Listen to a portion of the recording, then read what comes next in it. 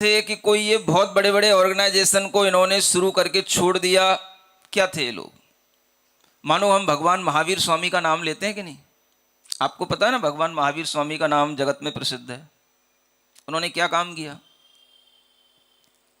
कभी विचार करते हो?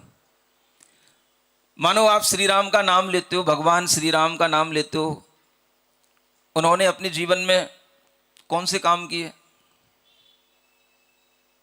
सोचो जरा थोड़ा सा। एक ही काम किया, बस रावण को मारा था और कुछ नहीं करा था। इसके अलावा भी और कुछ काम था? क्या था बताओ? धैर्य को धारण कर लिया था। धैर्य तो धारण उन्हें करना पड़ा, वो मजबूरी थी उनकी।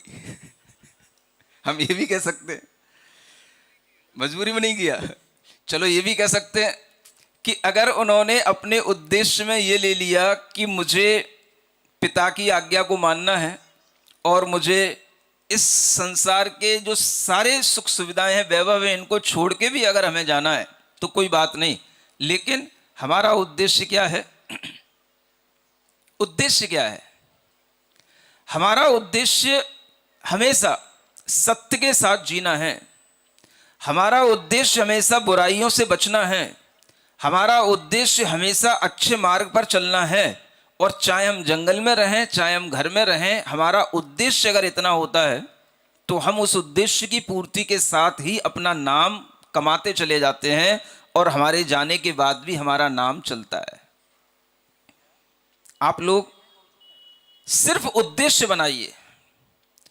अगर आपके जीवन में यह उद्देश्य है कि हमें अच्छे काम करना है, बुरे काम नहीं करना है, तो इतने ही संकल्प से आपके जीवन में अच्छे ही विचार आएंगे, बुरे विचार नहीं आएंगे। आप जिस जगह पर काम करते हैं वहां पर सब चीजें होती हैं। लोग अच्छे हो सकते हैं लेकिन काम वहां पर भी बुरे होते हैं।